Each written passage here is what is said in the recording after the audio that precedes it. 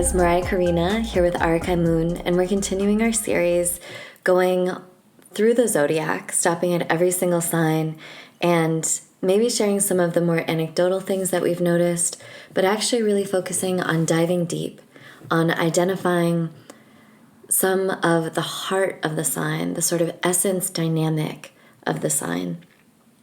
And today we're going to be talking about Leo. I was listening to another evolutionary astrologer named Tom Jacobs, who's really interesting. He channels a lot, and so he has some kind of unique alternative perspectives on some of the signs.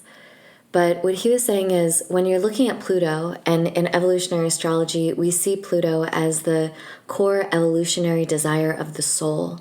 So that forceful desire that led to even incarnating in this life is mirrored in the Pluto signature. And he was saying, when you're looking at the Pluto, one of the ways that you can start to enter through the portal is to ask yourself, what's the worst thing that would happen to a person in a lifetime relative to this Pluto? Right. And if you're looking at it through that lens, you can kind of start to get a sense of what is some of the trauma that this soul has gone through, what's some of the karma that they've incurred that's now lodged in their etheric bodies that is driving and motivating their current desires. And this really helps me, as someone with a fifth house Pluto, start to understand Leo. Because if you see someone with Pluto and Leo, for example, what is the worst thing that could happen to someone around the Leo part of their being? Developmentally, Leo is part of the social sexual development, our ability and capacity to experience pleasure, to play, to shine, and to be seen. And even when I was starting my spiritual awakening, I'd been living in my head for most of my life with a very limited idea of who I was. And I had this super dramatical spiritual awakening my last semester in college. And it's like the Akashic records broke. Like my entire karma dam just burst forth. And all of this deep information came to me.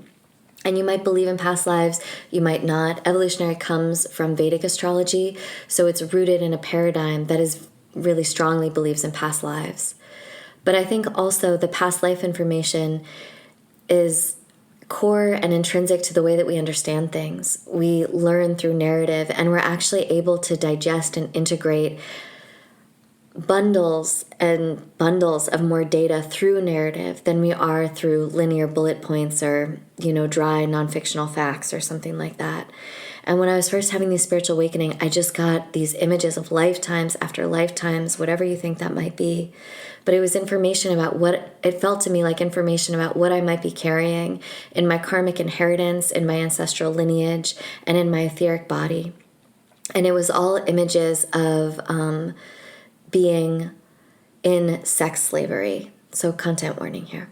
Being in sex slavery, being a child sex slave, being gay and murdered, having like my dick cut off and my throat slit and my eyes gouged out and hung up in the central town square for being gay, for my sexuality.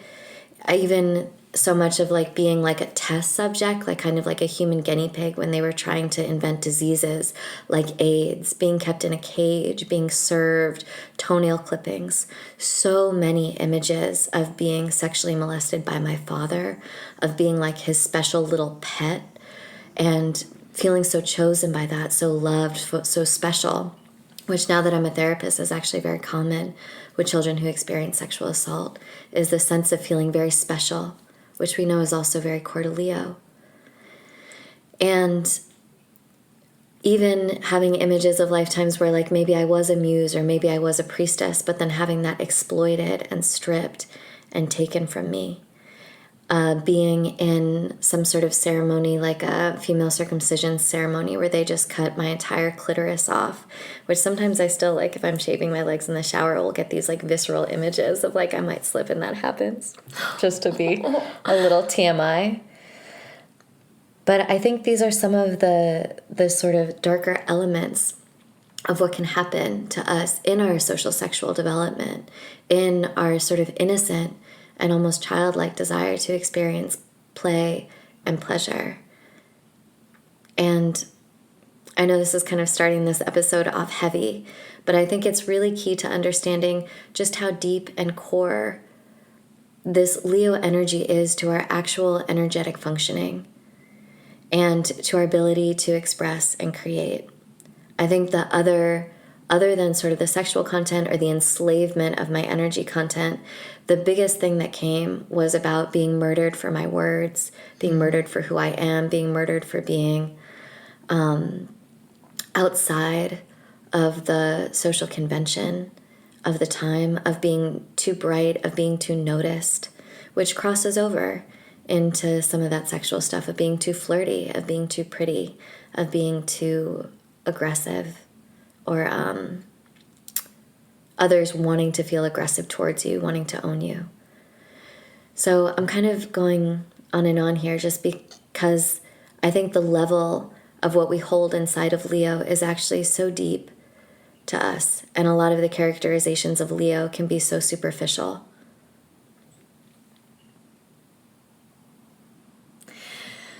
Absolutely, and I'm so deeply rocked by everything you just said, because there's so much narcissism or arrogant, flippant,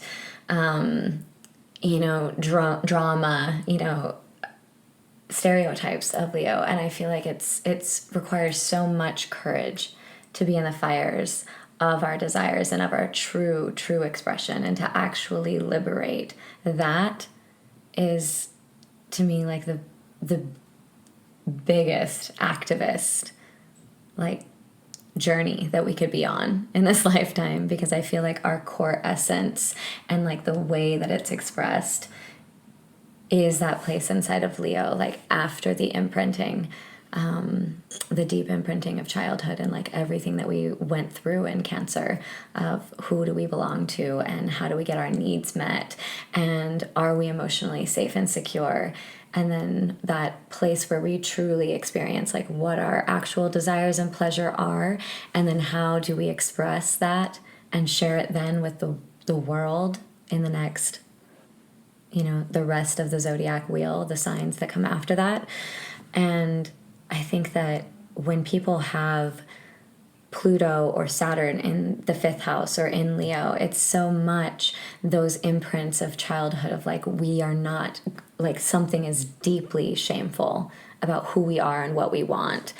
And the extraction of the earth and the extraction of all of our energy, I feel like it's such a collective wound. But the way that you are embodied and like such a devotee to this, you're such a liberator, and such an ally for people's true essences. Oh, yeah. Yes. Oh, me. Oh, yes. And that's why I think it's like such a gift of like having you really bring this very gravity, real reflection of the trauma of Leo. Because then we can move into understanding like what its actual true desires are. But like the value of it, to me, cannot be expressed enough, Yes. Like Leo is the heart.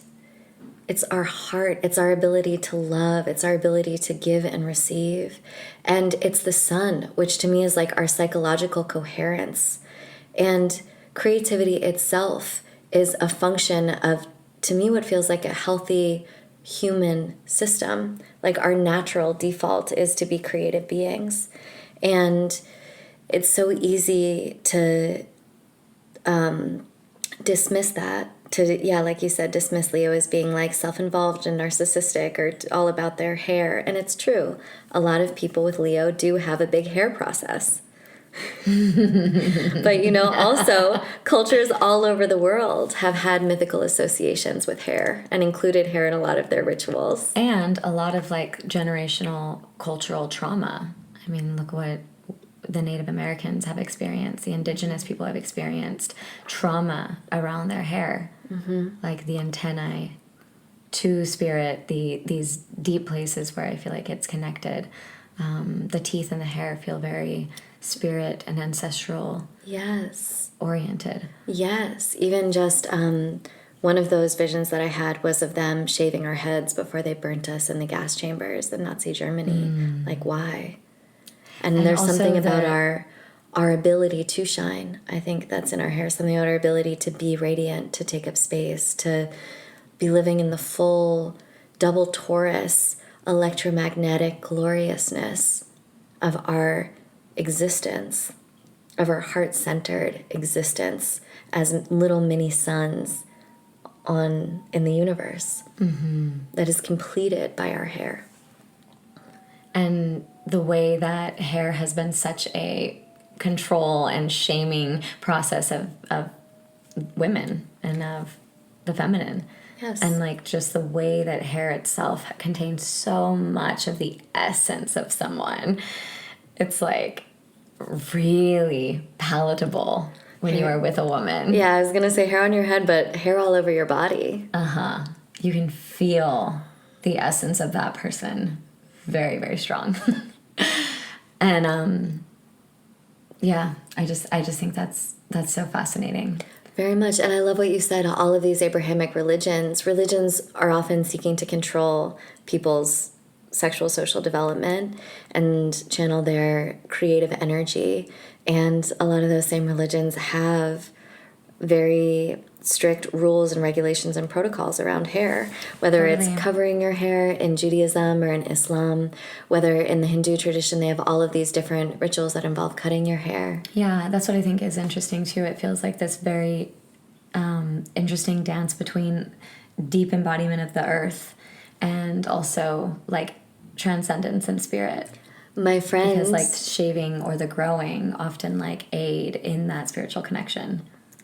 my friend Richard Inti from the Amazon, in his tradition, your hair is your antennas to the bird people.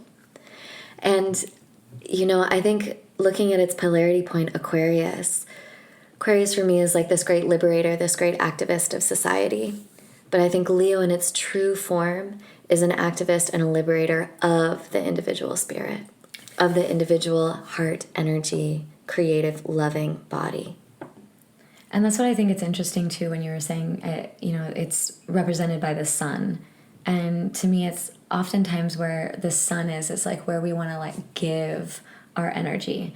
We want to like give our suns away. And in fact, I think that we do that with a lot of places in our chart. We want to give the parts of us that I think that we like identify egoically that we have. We want to give that to others. And then where we have the animus, right? The animus is where we like, or is it the anima? Like anima is feminine, animus is masculine. Oh, got you. So it's like wherever we feel like we don't have, then we want to receive that from the external, right?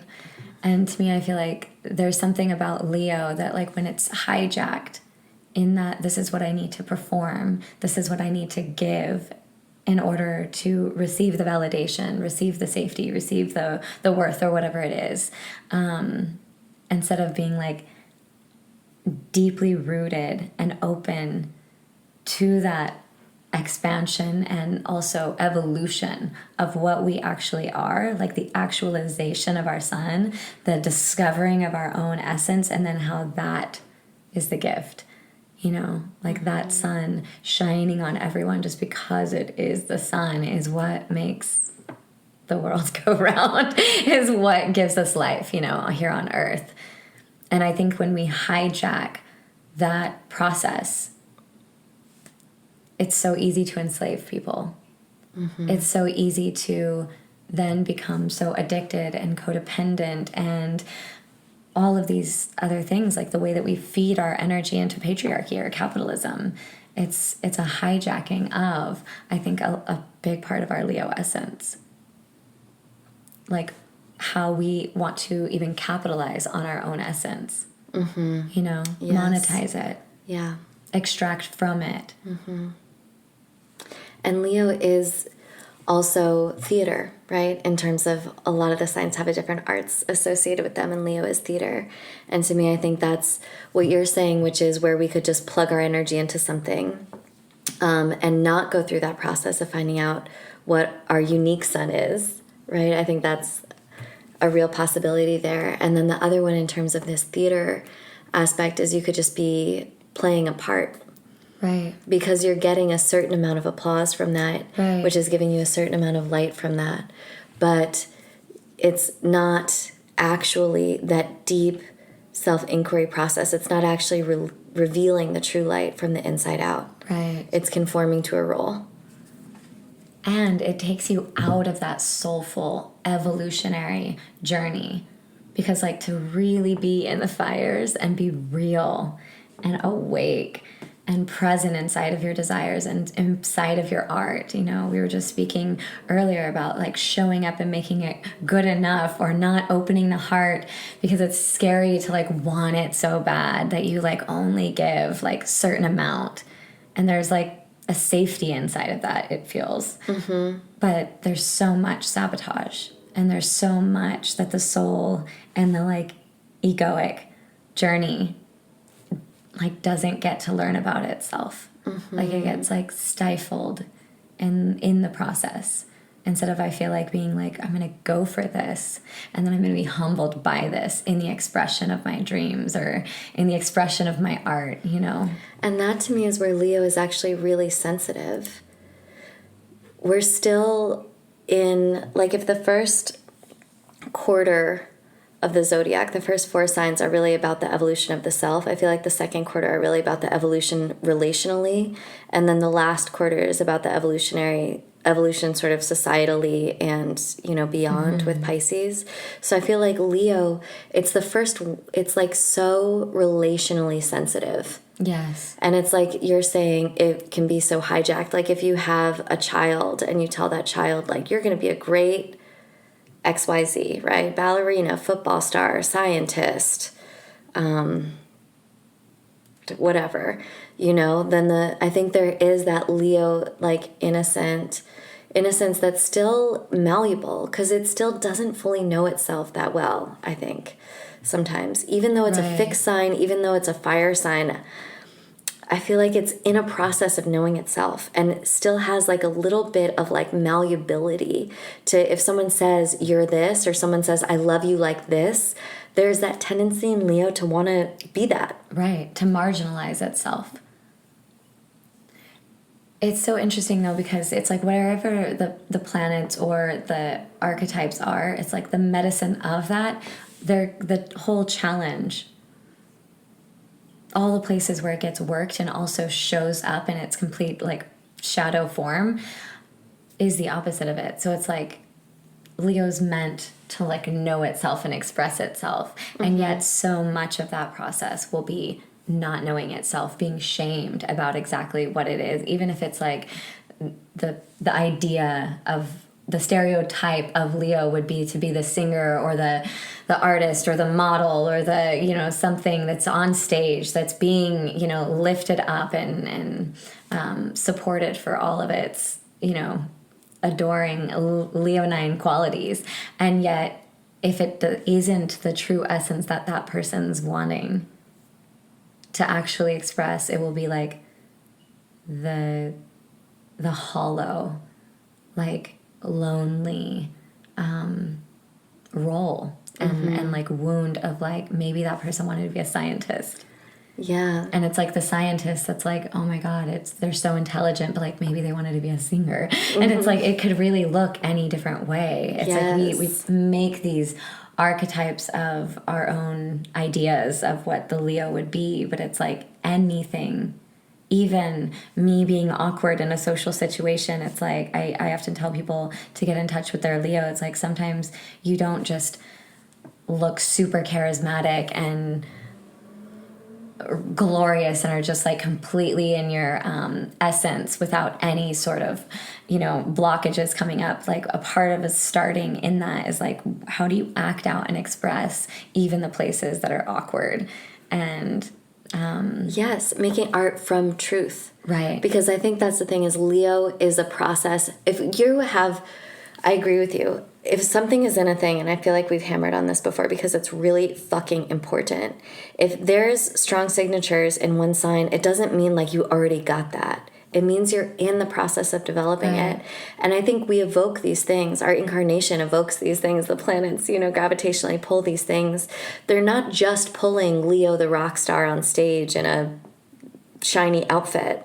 They're pulling all of Leo process that involves the peaks, the valleys, the nooks, the crannies, the positive, the negative, the yin yang of this wholeness. These signs are like these whole territories of human possibility, of consciousness.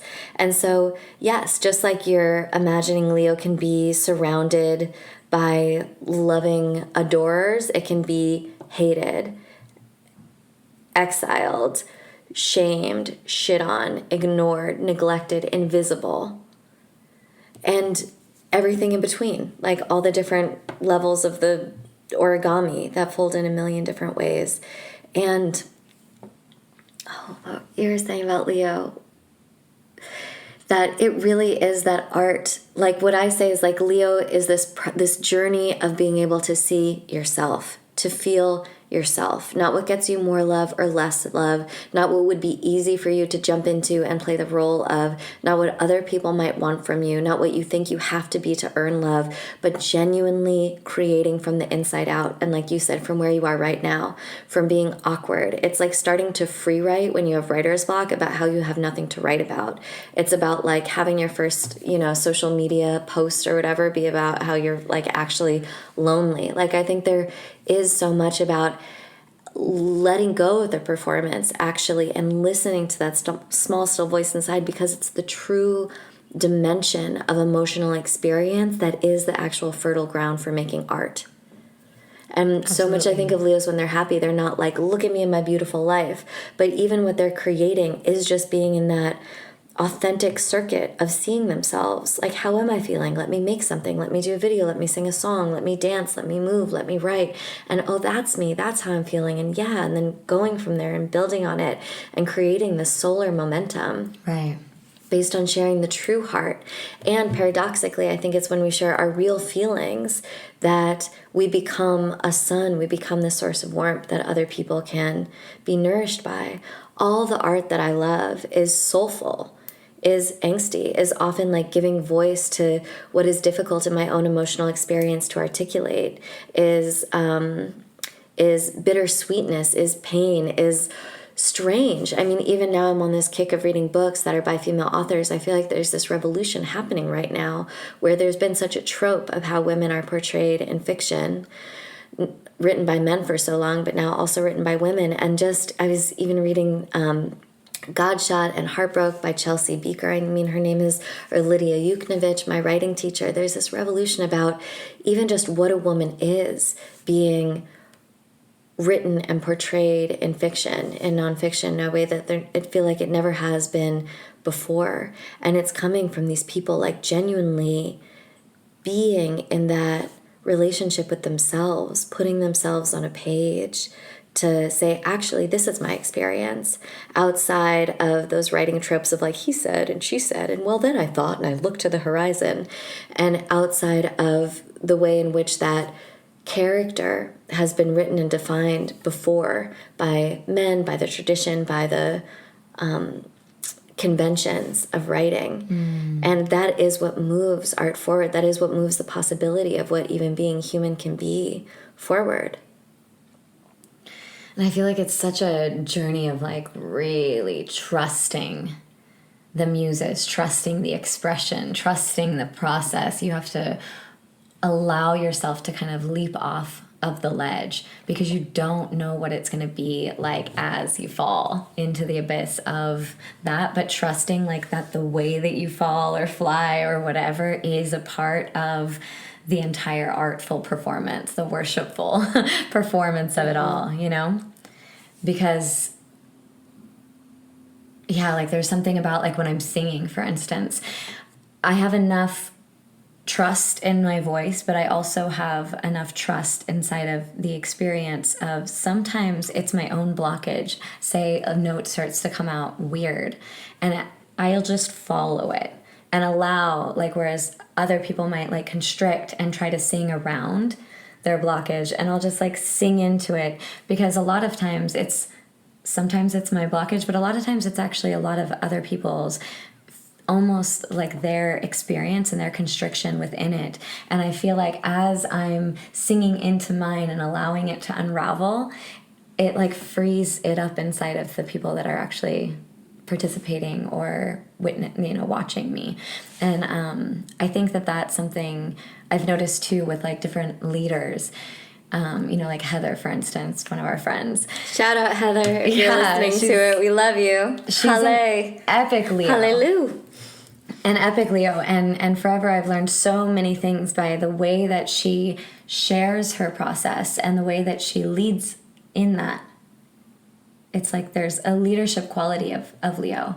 And the way that I feel like it's like having the ability to bring your own process and vulnerability through while you're meant to be the leader, while you're meant to have everything like together or anything. It's like there's a real wisdom and discernment, I think, inside of that ability for a leader to bring in their own challenges or vulnerabilities inside of it without it like completely like taking over everything, but also being able to be offered into the collective and transmuted in front of everyone that allows for the entire group process to receive that transmission, I just think that's such a powerful piece, which it kind of made me think of when you're saying the women being written in fiction.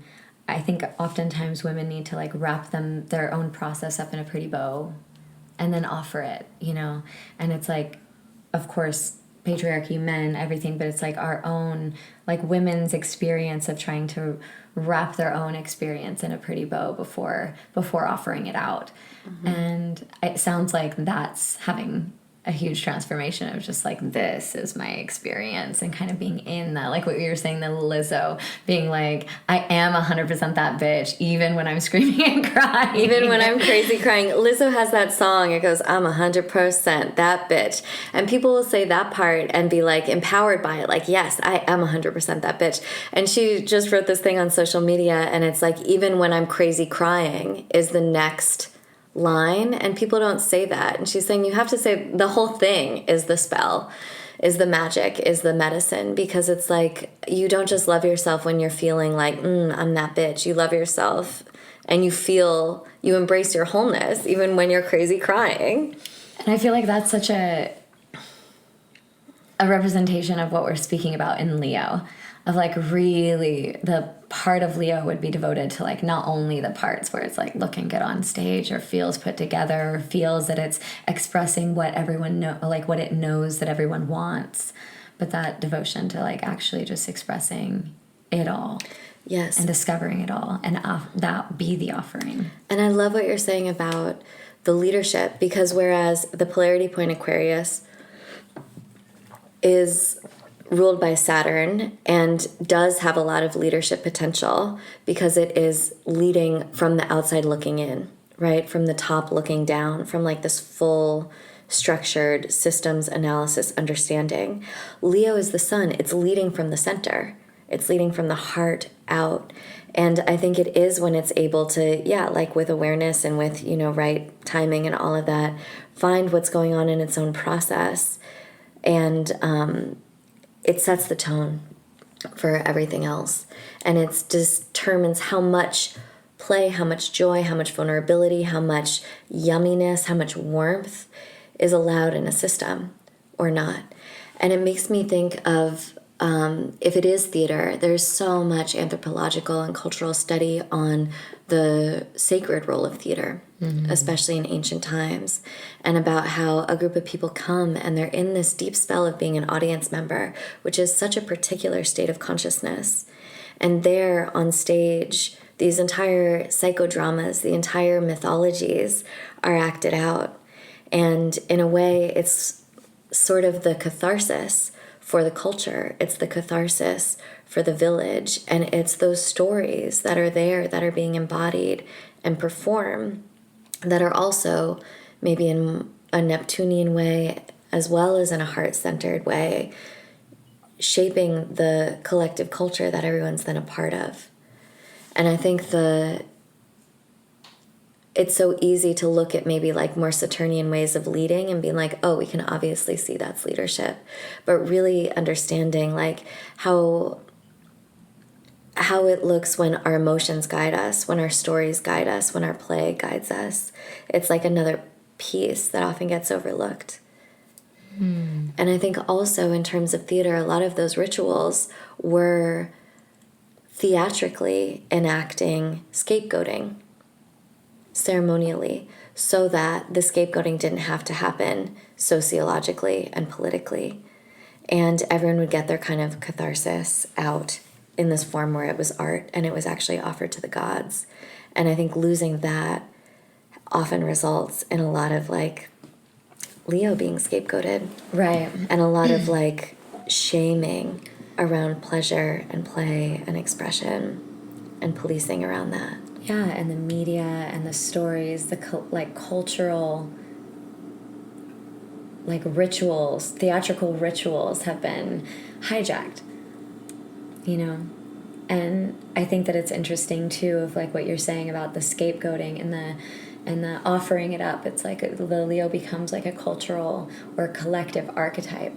And then when it's sacrificed in that way, then it's also fed back in, because it gives the individuals like the responsibility and the invitation to then, they can't just project that onto this one being. They have to like internalize now and like take the responsibility to act out the part of them that's wanting to be acted out in that, Wait, what? Sorry, I didn't follow. Like I feel like there's so many that we give our dreams or our art, our creativity, our so much of our essence, desires over to TV, over to our musicians or whatever the creators are, right? Yeah. And I think that there's something about... And we like, just become passive audience members exactly. of like whatever Netflix is like, putting let out. me just like consume that instead of be in the actual dance of my own creation. Instead of create. And I think something about that sacrificial ritual that you're speaking about, that we no longer have in like as conscious of a way, right?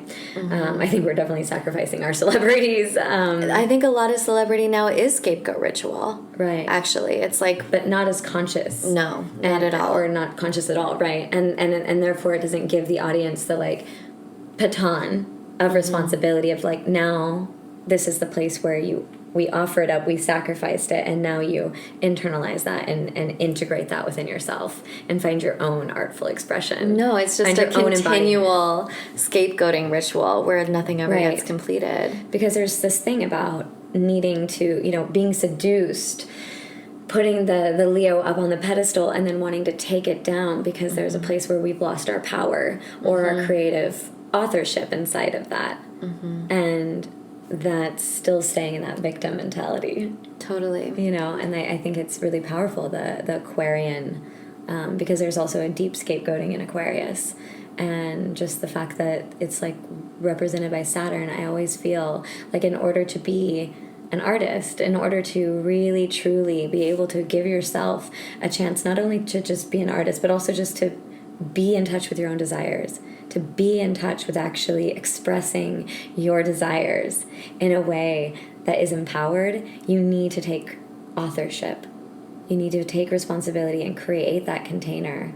And oftentimes we are longing for the container to be created for us, and or longing for those that express that we're wanting to express, and then needing to like tear them down or push them away in order to like find ourselves and self-actualize that part of ourselves, which makes sense. But I think that there's a lot of sabotage and hugely, burning of bridges and circus games really that come out inside of just not being able to own your own desires and feeling victimized about your desires. And I think part of it is because, and we touched on this, if y'all want to check out, we did another one called Really Seeing the Fifth House, where we talk about some of these dynamics.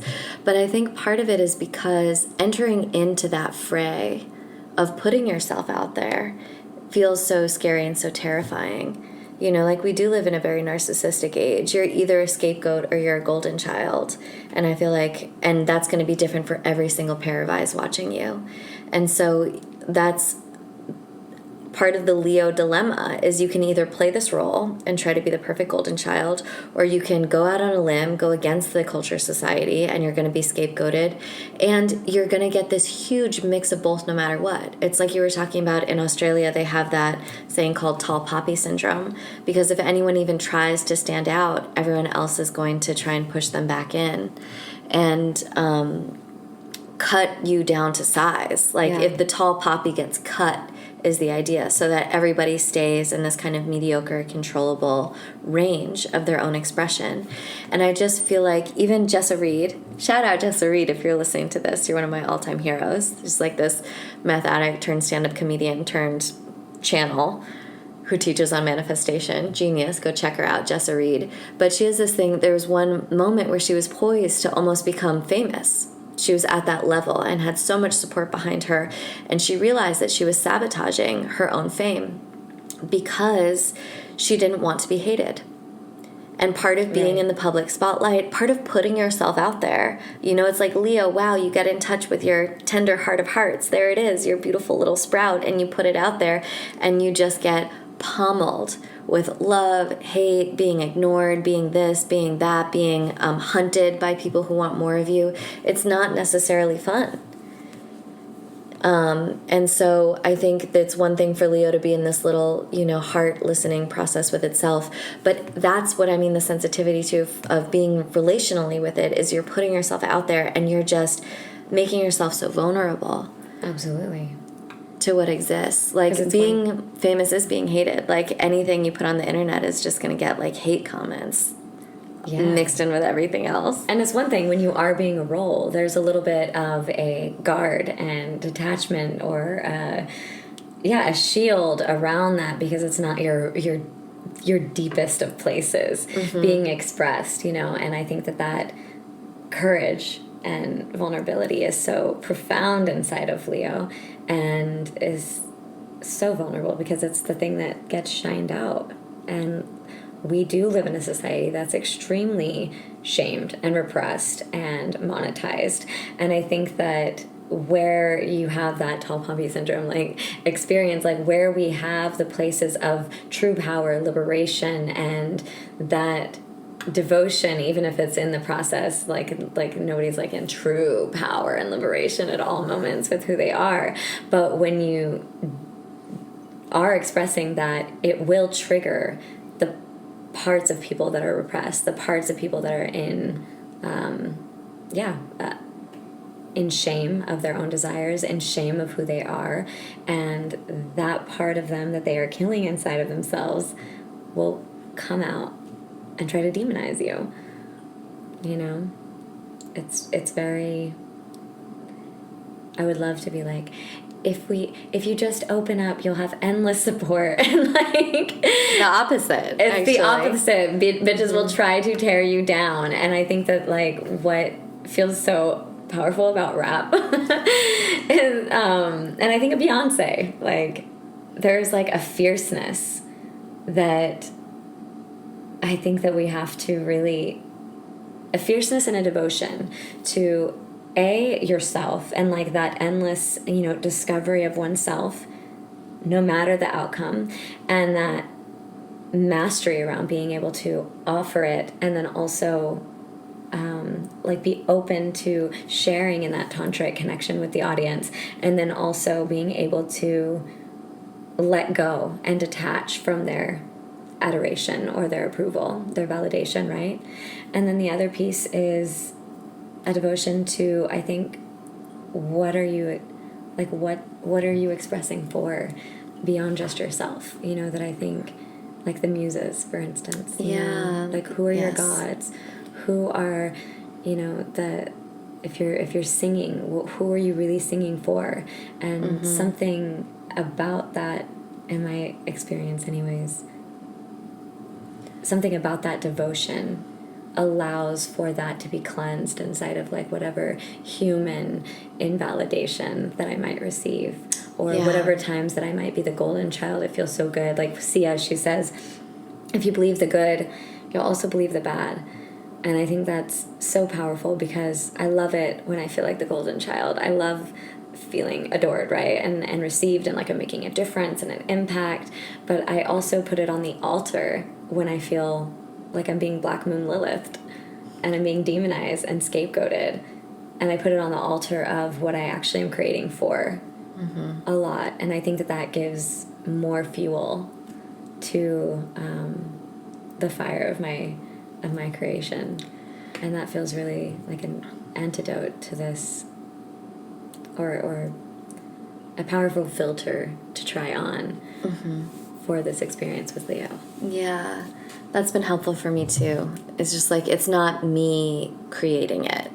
It's like even the sun shining is being lit by, you know, these stars burning inside it. Even it's being fueled by, you know, maybe many, many suns all connected together, and maybe a big galactic sun at the center or something like that.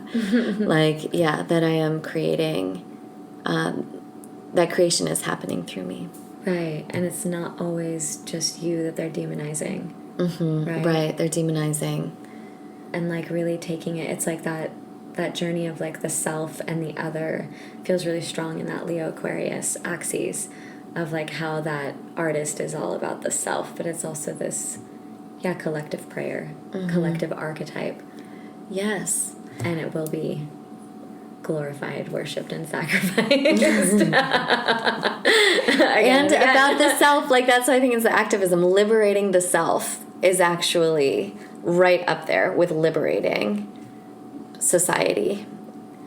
And what I think about that is like that craving and aversion thing, because it's like when I say you will be worshipped and you will be crucified, there's something about the opening of the heart to allowing yourself to want it, to allowing yourself to learn from it, to allowing yourself to become it, and then also allowing yourself to be received and not be received.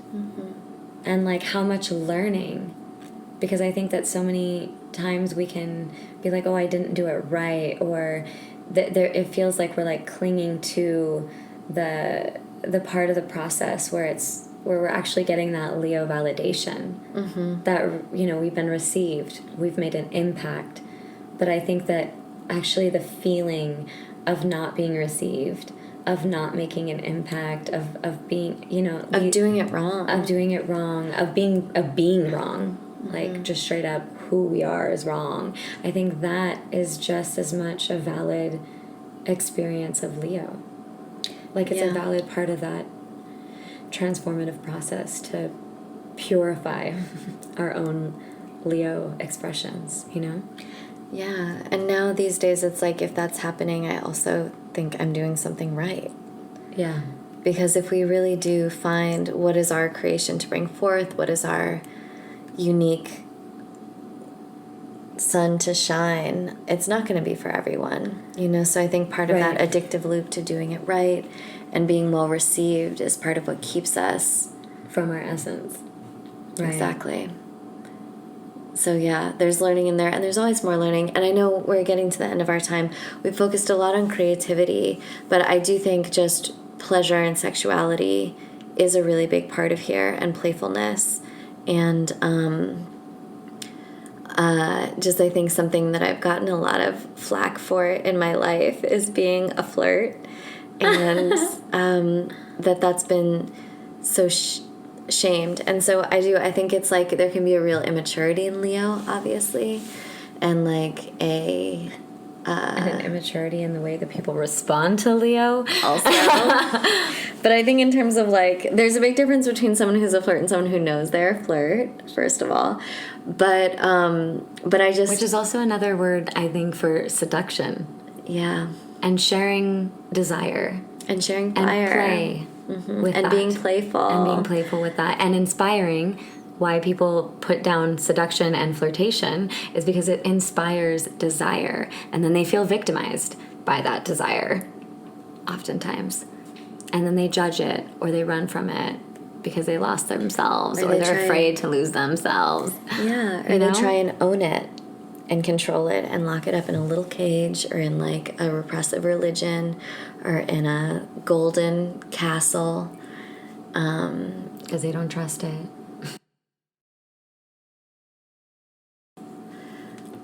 Yeah, I just think it's been wild over the course of my life because I feel like maybe all those resonances of some of those past lives that I saw when I first had my spiritual awakening have been there in the way that people have responded to me being flirtatious. That I really have been able to see the way that people respond to someone expressing, in my case, I think very innocently, like pleasure, joy, playfulness, and the desire to share fire. That has been so much shame and public shaming and attempts to own me and control me and to exile and to try and morally or politically or dogmatically convince me about why what I'm doing is wrong. I think those experiences mirror where we are in terms of a society and a culture relative to that energy. I don't think that we speak culturally about the sexual expression of why the witches were so tortured and gay people included. And the lizards. Exactly. But a lot of it had to do with sexual expression and just independence and, this desire for pleasure and independence. And maybe that's part of why Leo is relationally sensitive also, is just how heavy that is in the karmic memory or in all of our etheric bodies about how we have had to shift and modulate and hide and then reveal in, socially allowed circumstances this aspect of our being. And I think what's so interesting too is, with monogamy and just relationships, I feel like there's a way in which we can only express this part of us with our intimate partner. Mm-hmm. It's only for them. And there's been this whole interesting thing about it's the sexual social development of when we're children, and there's this relationship with our mother and father for the most part, or mothers and fathers, whatever family constellation we had, but there's this way in which there was it's very much gridded into the family and then offered to the partner. And I think so much of that also gets contorted and controlled, and we become susceptible to each other's shaming and shutdowns and roles. And I think that increases the Leo role sensitivity too. Yes, do you know what I mean? Totally. If we're playing out these roles with our partners and they have these blockages and they have these ways of our liberation shut them down or make them feel insecure, or power games and all these. I would like to say that we're not working that out, but I am a relational therapist, and so I know that we are inside of a lot of relationships, inside of most, actually. And I think that there is a place where that Leo evolution gets really stunted, and I want to even say held hostage, because there's something really vulnerable and powerful about it, and it's beautiful when we have partnerships and relationships where we can really evolve and also deepen, that expression. There's so many places where that's happening too, right? Mm-hmm.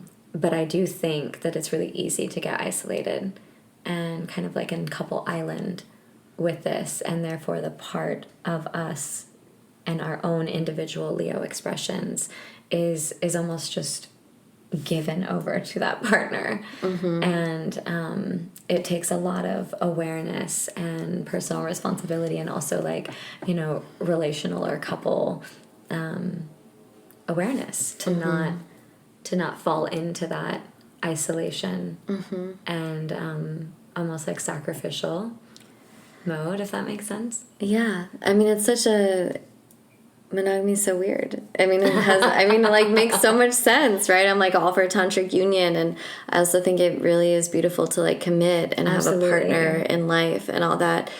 And I love the high dream of monogamy. Don't get me wrong. Yeah, that container where things can go deep. I feel it, but it is also just, it's not separate from the mess of the history that we live in of like, yeah, till death do us part, and I own your genitals, and you have and your expression. You have nothing. None of that's allowed to exist outside of me.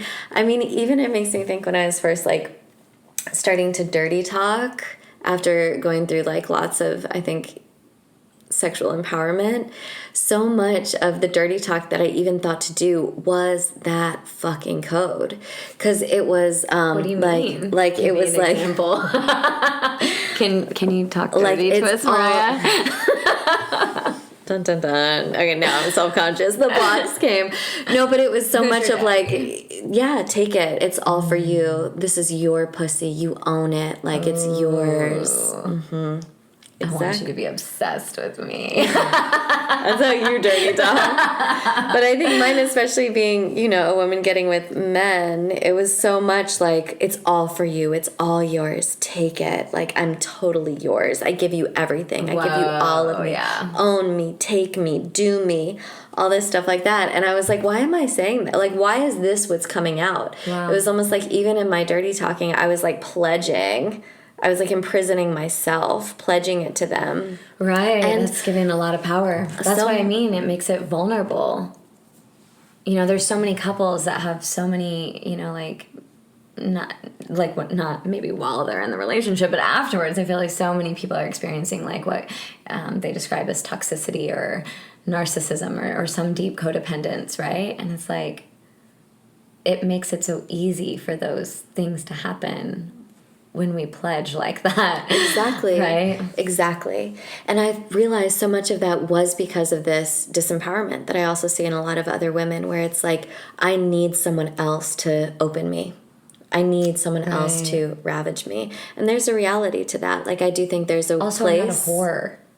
I'm not a slut. If I like, I'm opening this deep, if I'm this wild, but I'm only wild with you. It's only for you. Only you. It's all yours. It's only for you. Then daddy, shaman, pastor won't shame me. Yeah, it's right? true. And that's when also the witches being, you know, the women being burnt, degraded, called whores, whatever. It was like tortured, raped. Yeah, the complete control and domination of the woman was because there was a threat to that. It's all you. Mm-hmm. There was like, maybe there's multiple.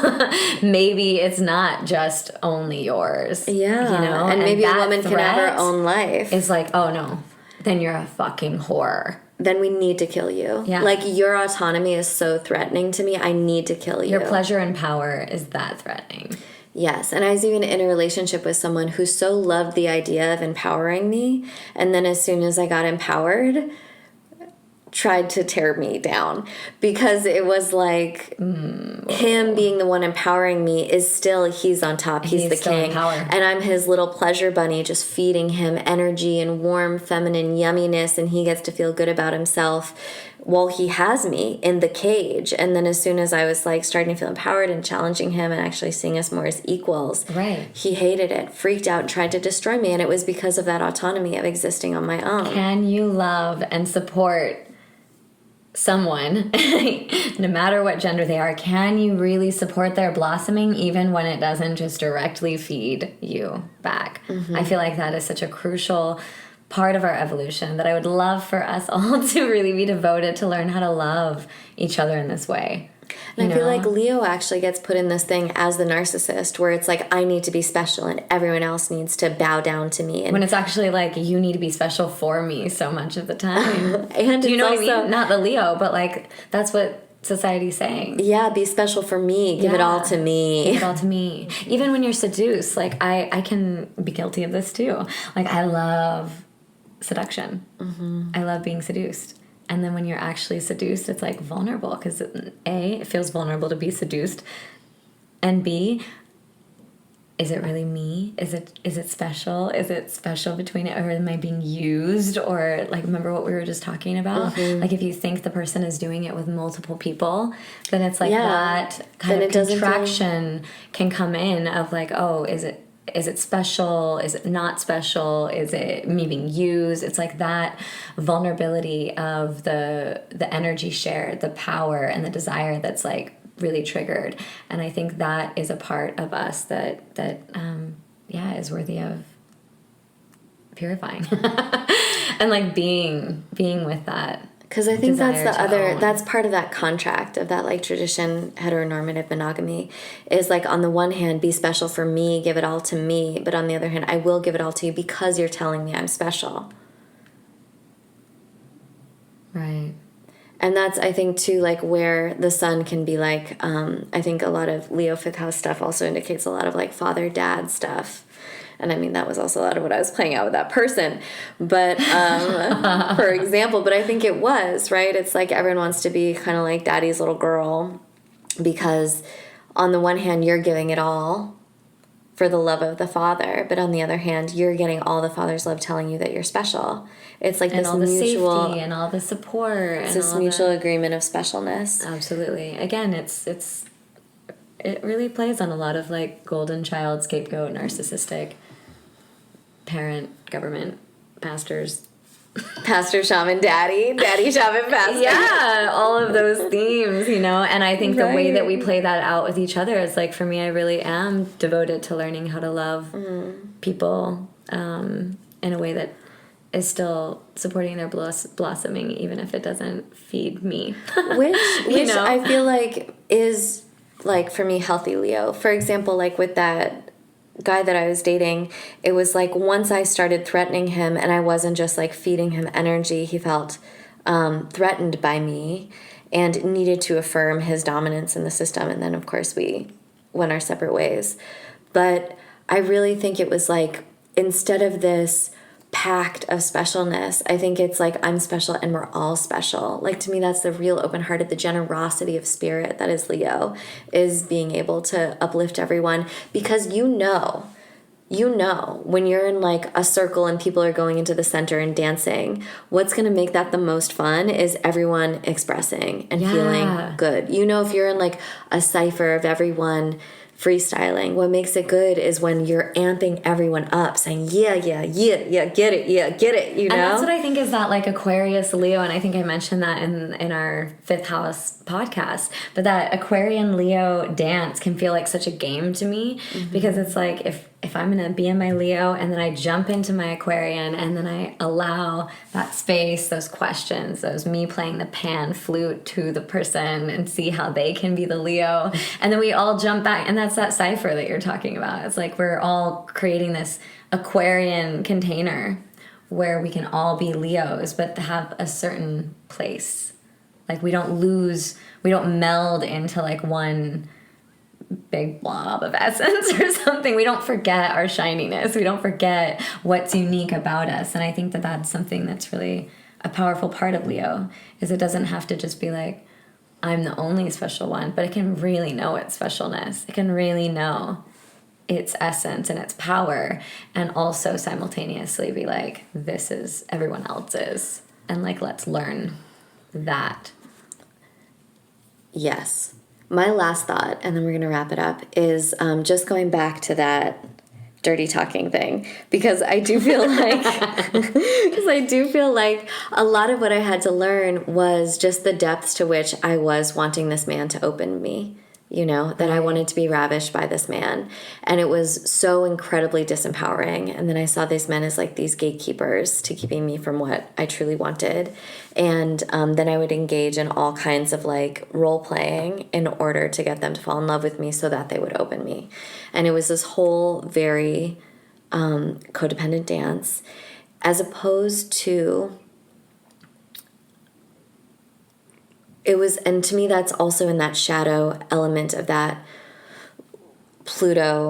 my Pluto fifth house stuff, because it was like wanting it to come from the outside and thinking if I can figure myself in a certain way, then the outside will want me and respond to me and be that audience clapping and allow and tell me all the things about myself and, you know, show me the way and lift me up and all that kind of things. Whereas even as a woman-identified person in an assigned female body, right, even in the more like receptive yin polarity of things, I can still be responsible for my opening. Like I can still be responsible for my magic. I can still understand that if I am opening and sharing with someone, it is my magic. that is opening. It's not something they're like quote unquote doing to me, and it's not something that I need from them to access. And I think that's part of like being in that platonic relationship. Absolutely. It's like, take responsibility for your desires and your opening and get it. Yeah. Get it. No, but for real. Inviting that invitation, like you were saying, that like yin aspect can still take responsibility and like invite that energy that it's desiring. And be that. Transform into that. Sweet. On that note, we love you all, and we'll see you next week.